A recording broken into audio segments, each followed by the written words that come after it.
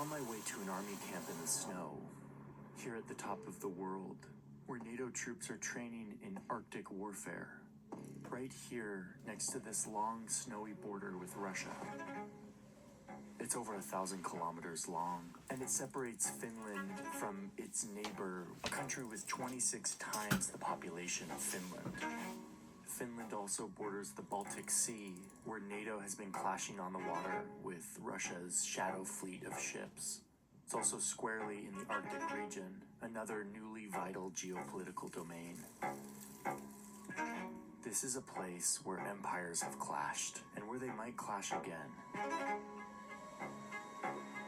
Here's the gate to Russia, and it is totally closed. Let's see if I can get in. I'm in Finland to train with their army as they show their new NATO allies how to fight in the high north. I'm here to sleep in the snow, to witness and participate in the rigor of Arctic warfare. But I'm also here to go beyond the military, to get a closer look at this unique country, to understand how their past haunts them, and how these memories have caused this quiet and peaceful people to be constantly preparing for crisis and war. A vigilance and awareness of threat that might actually explain why they are considered the happiest people on Earth now 8 years in a row. From the border with Russia to the many bunkers scattered throughout the country, you're about to see a pretty unique security situation, a strategy and a mindset born out of Finland's unique geography. So, I'm headed to a military base in the frozen north of the country to join over 1,000 troops in a live combat exercise in the snow. This will be the beginning of my quest to understand how this country is preparing and what they're preparing for. Of course, there is cold and then there is Arctic. You have to be sure that the trooper is able to survive in these circumstances.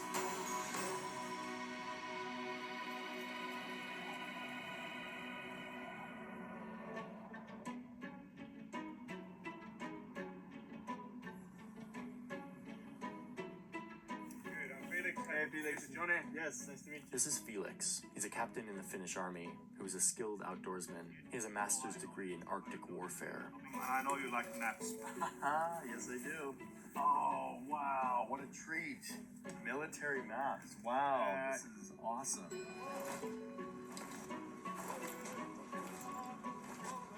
Felix will soon be dropping me off in the middle of the snowy forest to fight and sleep with the troops in the snow. But first, there's a few important steps. First up, clothing. Here in northern Finland, the temperatures can get below -40°C. The cold can be as deadly as any artillery cannon, if not more. So this huge warehouse is dedicated to proper clothing. Jos sinä nukut tällaisessa asennossa, pilaat kehosi ja hengityksesi. Obstruktiivinen uniapnea tapahtuu, kun ylähengitystiet tukkeutuvat toistuvasti. Sitten kopiot, että he You have to sign these. large or medium. I think medium. Probably medium. 44? Yeah. This is all of my gear. This is like body armor, pad, rucksack. Everything in this big orange bag is soon going to be on my body, one way or another. 30, 40 pounds. Time to get dressed. And even though I thought I knew how to put on clothes, I quickly get schooled on how this all works. Does this go first? No. No, the measure first. Okay, cool. So it's all about layers, basically. Yeah, Did you get socks? I did. Yeah. Yeah. Only these. And then. Yeah. Okay. Yeah. First, and then this. So the whole concept of this is like having layers Yeah. on you. This, No, and then- don't put the snow camo now. Next layer. on top of those.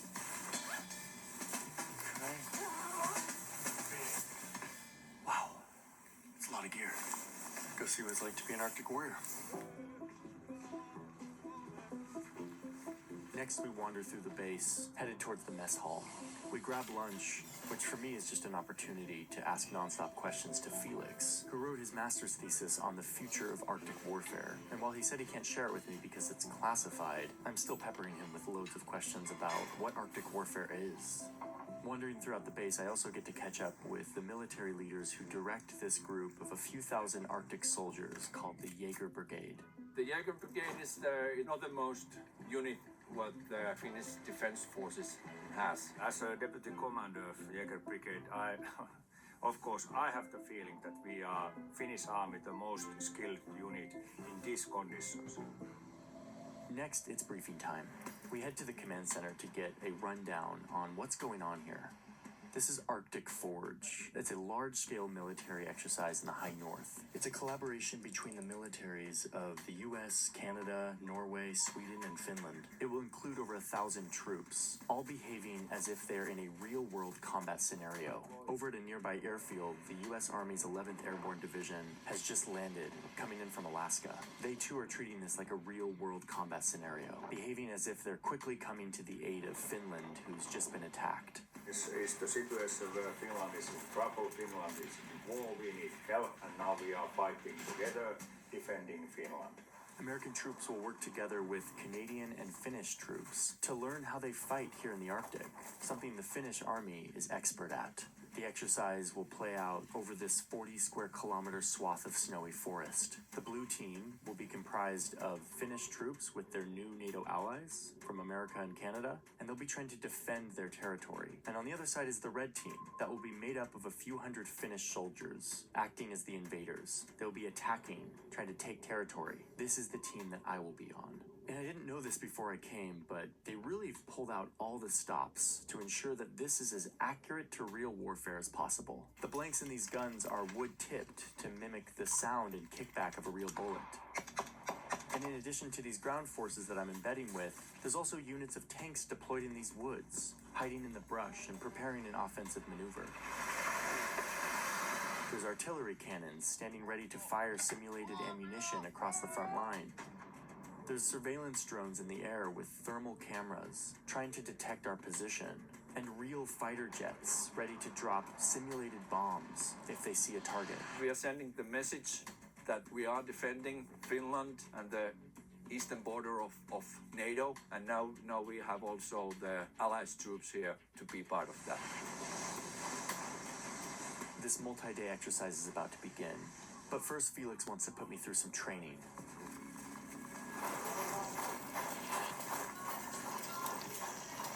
The conscripts here run through physically intense training, like this exercise where they run through a raging fire with all their gear and a gas mask on to simulate facing napalm or other incendiary weapons. They practice shooting on skis, but perhaps most importantly, they prepare to face the real killer up here. There's cold and then there's Arctic.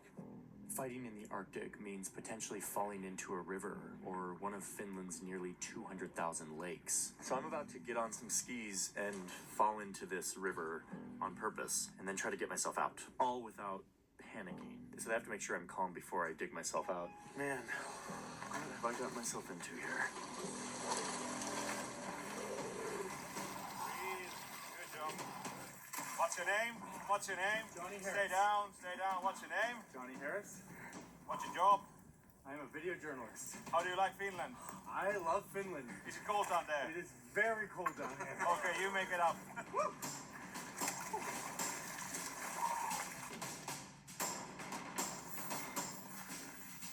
Your $200 puffer keeps you warm at the coffee shop. But as soon as you step outside, you're left looking like a stack of wet tires.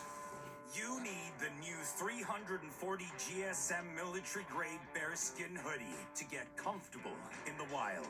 It's the ultimate 10-pocket tactical hoodie that blocks wind, repels rain, and regulates heat for incredible comfort wherever you are. It's the only winter hoodie that's built for working, fishing, hunting, camping, or conquering foreign lands. Thousands of... All right, we're doing sprints now to warm up. That's the technique. Okay. We're warmed up. I'm half cold, half warm, but also kind of like feeling some endorphins after that cold water. That was freaking awesome. Wow. I'm dressed and slightly warmed up. I'm gonna go learn how to make a fire.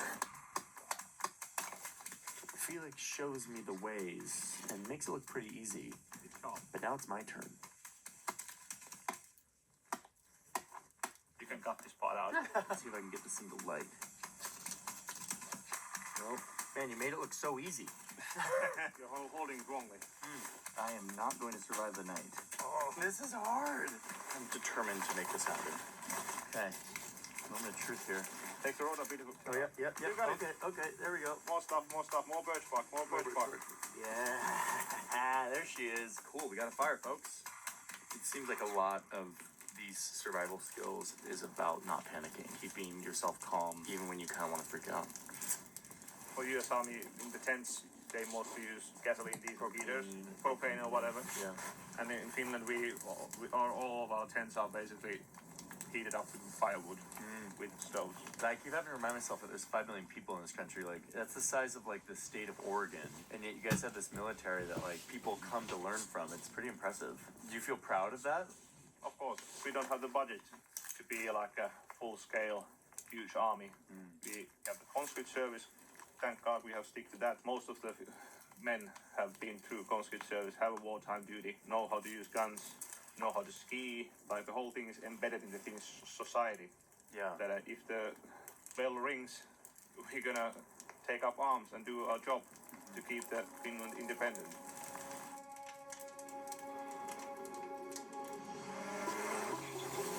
The combat exercise has started. Felix has dropped me off with one of the soldiers who's taking me towards the front line. We're now deep in the forest. I arrived to this readiness unit of this Arctic platoon, and they're getting ready to deploy, to mount their offensive, to try to take this nearby hill by force. NATO troops will be trying to defend it. These guys are the tip of the spear for the Finnish army, and we're about to see how they work. We're getting ready to go to the front line and do this offensive. Every weapon is actually linked to a system that calculates the damage that it would do and where it would hit. The planners of the exercise can assess how each team is doing. They can see where artillery fire is going, who's shooting who, how many casualties. We're plowing through this forest in a BV. It's a carrier vehicle that brings troops through the forest without the need of roads. They seem to be able to move through anything. Okay, we're on the front line here, right where we believe the enemy position is, and we're gonna get our skis on and start moving into the enemy's territory to attack. The Red Force, which is mainly or almost all are Finnish conscripts, they are starting to advance, to attack. They are not typical conscripts, they are our best conscripts. And they know that on the opposite side there is US professional soldiers. They are eager to show to US soldiers what they can do and eager to win. All the guys start to get ready to do this maneuver. The drone is about to take off, snowmobiles. There's the comms guy with this big radio over here. We're mobilizing here. This is Arctic warfare.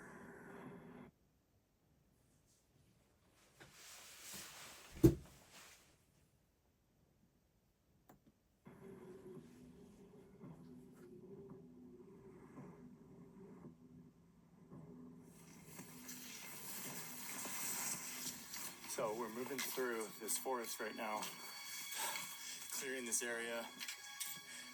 We're on the front line, so we may encounter someone from the other side. But these guys are ready, making this offensive happen, waiting, moving into this enemy territory.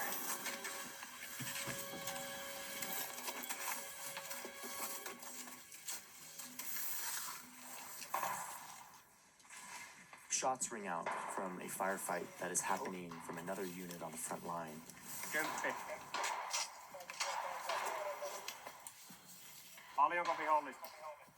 As you can hear, furthermost squad around the objective area is currently in a gunfight. Just hang back Okay. and let them do their thing. Okay.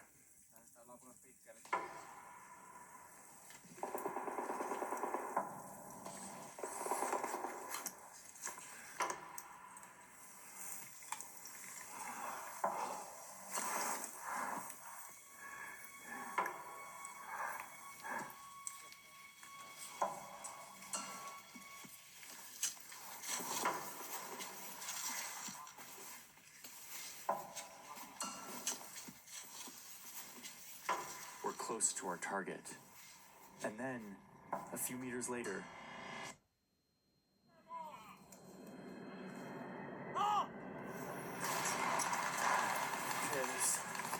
firefight going on up here. We're gonna go give them some backup.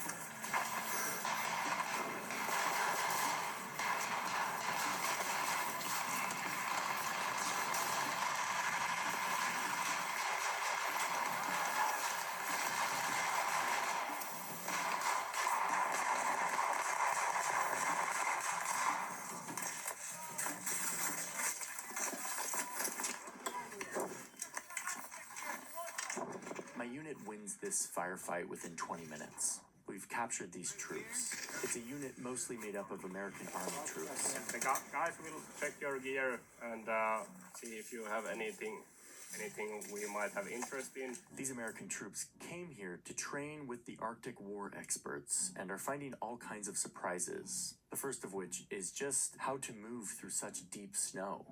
He was like sinking about this deep. I'm like, all right, I'll be okay. And I go about this deep, and I'm like, damn. And even though they're technically supposed to be enemies on the battlefield, the soldiers can't help but start talking shop. Pad 7's a little smaller, but yeah, you get thermal, you get day, you get zoom, you get lasing grids.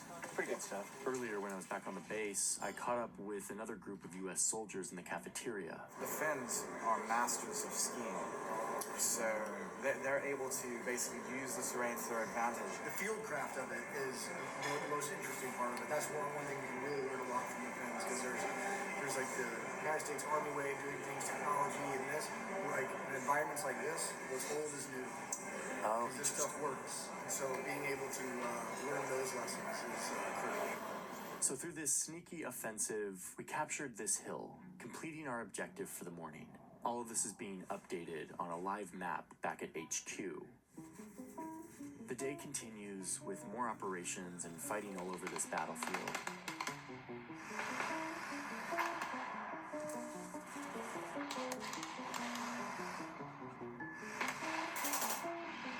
But we're in the high north. The days are short here, and soon the sun is going down. So I get to sleep out in the snow tonight. A little candy bar for the cold night. These are the worst conditions to sleep in.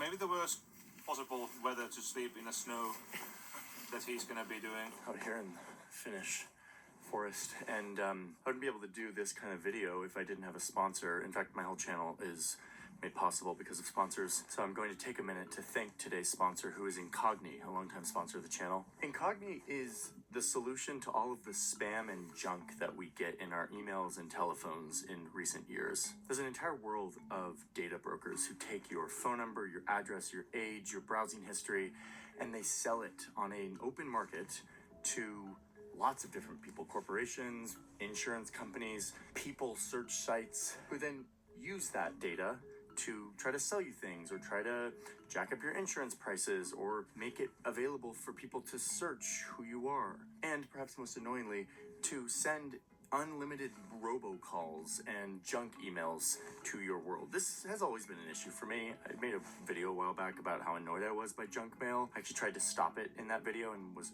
unable. Incogni is the solution for stopping this barrage of junk mail that comes from all of these data brokers. What you do is you sign up, you give Incogni permission to act on your behalf, to go around and request that your name be taken off these data broker lists. It turns out we have rights to be taken off these lists, but it takes a lot of effort and time to do it. So what Incogni does is they go out and do all of that work for you, and they keep you updated on the progress. You get this dashboard where you get to see how many requests they've done, how many have been successful, how many they're still in progress on. It's actually really satisfying. I learned that I was on hundreds of lists, and Incogni started the process of getting me off these lists. Incogni is offering a discount to the viewers of this channel. If you use the link in my description, it's incogni.com/JohnnyHarris. When you use that link and you sign up for the annual plan, you get 60% off. I get the annual plan because that means that Incogni is always scrubbing these lists, always looking for my name and take it off. So thank you, Incogni, for sponsoring today's video. We got a lot more to do here, so let's get back to the training.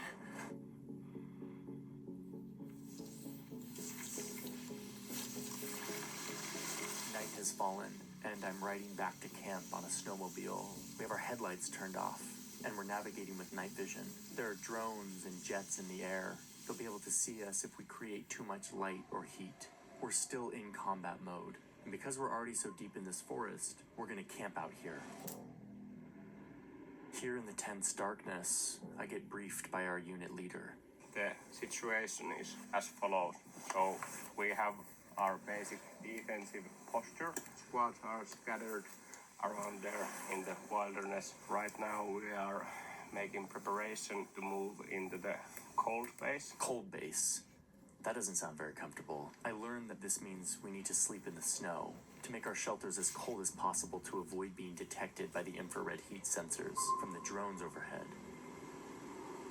The company commander's intent is to divert the enemy recon with this move. So we will leave our hot tents, move further into the woods. The problem is, I have no idea how to build the ice shelter that I'm supposed to sleep in tonight. I'm told that step one is to put on my skis and start packing the snow down.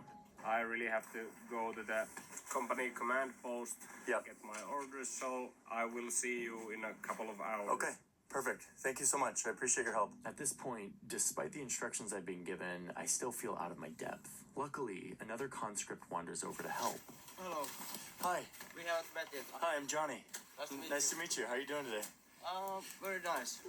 After about 45 minutes of stomping on this snow, we start cutting the packed snow into cubes. These will be like bricks we use to build the walls of my shelter.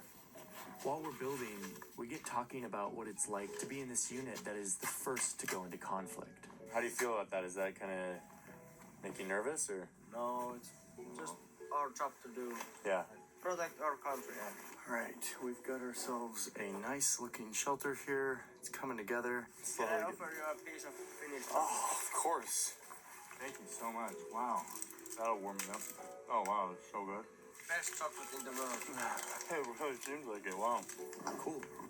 I've got a place to sleep. Okay, the snow shelter is finished. Who knew I could make a snow shelter? There it is. This is my shelter.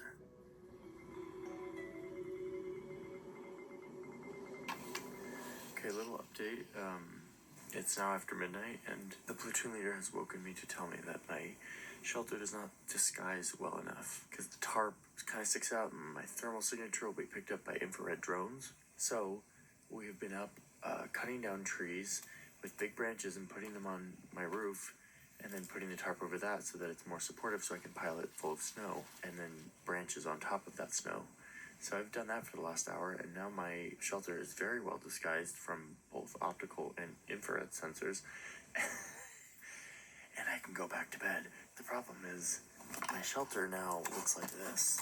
All the trees that I had to put on it are now poking down into the shelter. And I'm gonna have to sleep among them. As I close my eyes, just out of reach of the pine needles, this is where I'm sleeping, here in my ice tree cave. See you tomorrow. I'm exhausted, and as I fall asleep, I get the feeling that I'm glimpsing something important and old. Not just a military exercise, but an old tradition, a mindset that you can really only understand if you know Finland's unique story. Nämä rapeat tortillataskut sopivat täydellisesti arjen pikaruuaksi. Tällä kertaa tortillat täytetään ihanilla pirkkaparhaat kananuketeilla, jotka löytyvät pakastealtaasta. Rapeat nuketit saavat kaverikseen salsaa, crème freshia ja rouskuvia tortillalastuja.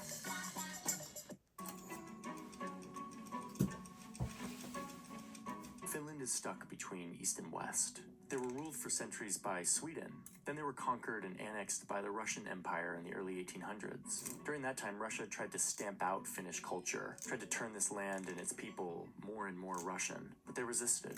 And then, in the early 1900s, Russia descended into a chaotic revolution that threw out the monarchy and eventually gave rise to the first ever large-scale communist system. This would become the Soviet Union, the largest country on Earth, spanning 11 time zones. And right here, little Finland took advantage of the chaotic revolution next door, and they broke free. They declared independence. It got ugly for a few years, there was a bitter civil war, but eventually Finland emerged as a whole independent country. But the threat didn't go away. The Soviet Union wanted to take back land that they believed belonged to them, but soon they'd find themselves in competition with another growing empire. At first, Stalin and Hitler wanted to avoid war with each other, so they signed a pact promising not to fight one another. But then they secretly agreed to give each other spheres of influence into which the other wouldn't invade. On the list of countries that were fair game for Stalin and his Soviet Union was Finland. So just as the winter of 1939 was descending onto Europe, hundreds of thousands of Soviet troops flooded across this long border into Finland. They had tanks and air power, and they were fighting against a much smaller and weaker Finnish army. But despite this, the Finns fought back. Their knowledge of this terrain and their ability to blend into these forests, to slip through them on skis and quietly camp out here in negative 40-degree weather, their attitude of resilience, their commitment to defending their land, all of this allowed them to punch above their weight in what is now known as the Winter War. And they lost territory in this war, but not as much as they should have. They were able to maintain their country and their independence. Soon, World War II would engulf this whole continent into war, genocide, and conquest. That spheres of influence agreement between the Soviets and Germany was broken when Germany started conquering East. This is when Finland saw a chance to win back some of their strategic land that they had lost, and they made a difficult choice, accepting troops and supplies from the Nazi regime and going on the offensive against the Soviet Union to get their land back. It was a strategic move in a brutal war, but one that put Finland in a compromising position of aligning with a genocidal regime. With the help of the Nazis, Finland got their land back, and then some. But eventually the Soviets and their Western allies started winning the war, beating back the Nazis. The Soviets then turned their attention back onto the Finns and pushed them back to here. The Soviets made Finland pay them back, made them accept responsibility for the war, and acknowledge that Finland had allied with the Nazis. They were also required to remove German troops from Finland, which they eventually did, though they had to use force to do this in a short conflict in Lapland. By 1945, the devastating World War was over, and Finland somehow remained intact, having paid a heavy price, and coming out of all of this with some serious lessons learned, a traumatic memory imprinted on this nation. In our conversations, we've heard a lot of people bring up those conflicts. That history seems to be more present here than I normally see. It's still very vivid, the war history in Finland. After the Second World War, there's been at least one or two generations before me. But still, I mean, I do feel this memory because also I know my grandparents were in the war, and those memories just stick. We have the Winter War and the war after that, and well, it's hard to forget. Although I was not born even yet, but my parents were participating in the war. So our history as a small country, also our experiences from the Second World War are, they're a generation away. So it's like all our families have stories from that time. The memory about the Winter War and continuous war, it's there. We lost 10% of our soil after the Winter War. I think that nobody wants to be in that positions anymore. It has left us with some sort of wounds, like internal wounds, that might play into this, how we feel about Russia. But this memory isn't just about how they lost land. It's also about how they were somehow able to resist being conquered, especially in the Winter War when they were fighting entirely alone against a much more powerful military. We were able to maintain the independence throughout. Ever since we have had to live together with this big neighbor, not in the shadow of it, but under the breath of Russia. And it has created a kind of a special mindset of always being prepared. What happened in the Second World War, it's a really big impact on the culture in Finland, I think still. Even though people would probably say that, it's not that big of a deal, but I think it's like a very, very big influence still today. Knowing this history made spending time with these soldiers much more meaningful. Almost all of these soldiers are conscripts, mostly young men who are required to serve for up to a year, Finland being one of the few countries in Europe that still requires their people to serve in the military. This provides yet another layer of collective memory and shared experience that makes its way into every Finnish household and family. People of Finland, we are not afraid, we are concerned, we know what's in the East, we have never forgotten that.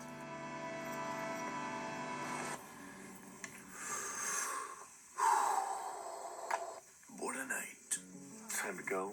I have to break this fort down. I slept as well as you would expect in an ice cave that I made here in the Arctic Circle.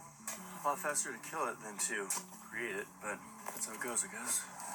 The platoon leader told me that pine needle makes for some good tea. Gotta try it out. I don't have any coffee. Pine needle tea, let's do this. Oh, that's nice. Kärkkäisellä on Black Friday tajuton. Kärkkäiseltä löytyy.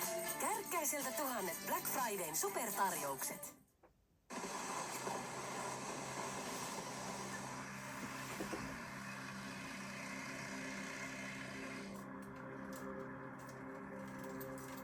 We're headed towards another front line when the BV gets stuck. So the platoon is here in this wide open area, fully exposed to the sky. We spend an hour trying to get out, but we get interrupted with the news that a recon drone has spotted our location. And soon, an F-18 Hornet is speeding our way, and within seconds, it drops a simulated payload that hit right on target, the target being us, killing nearly everyone in our unit. The surviving team continues the simulation, acting as they would in a real-world scenario. They take stock of the wounded, they carry them out to safety, and as all of this is happening, the platoon leader breaks the news that he was hit as well. I'm dead as well, so oh, you're dead too. There won't be any advances, but right now this platoon is not doing anything. It's game over for my unit. We had a good run, and I'm certainly much more informed on what Arctic warfare actually means. My time at the base is over. My next stop is the Russian border. But before I say goodbye to the troops, Felix insists that we end our adventure in a traditionally Finnish way, a sauna. Saunas are a big part of the culture here, and military is no exception. This is a real sauna. Heated by those embers.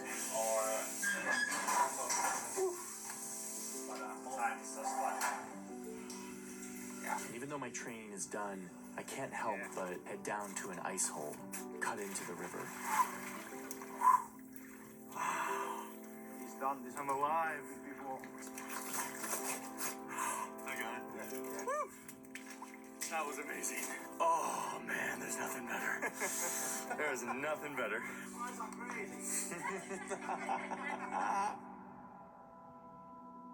Okay, now it's time to head east, towards that blood-soaked border with Russia, to continue my journey to understand the Finnish security mindset. It's becoming clear that the military is just one layer. The rest of the story takes place elsewhere, in underground bunkers, hiding beneath cities, and along this line in the woods, whose violent history is still on everyone's minds.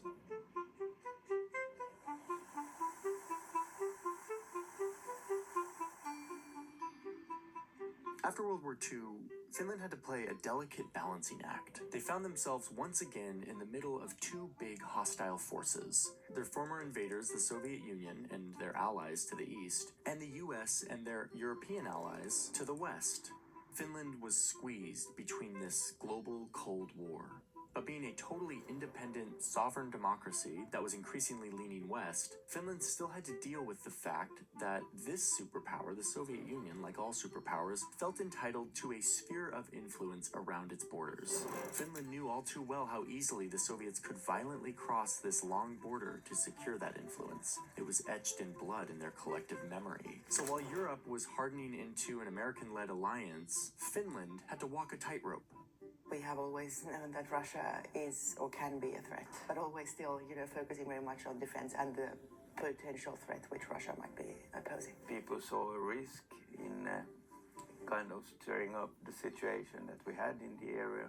The feeling was that there was less to gain by a NATO membership than by continuing to take care of the territorial defense by ourselves.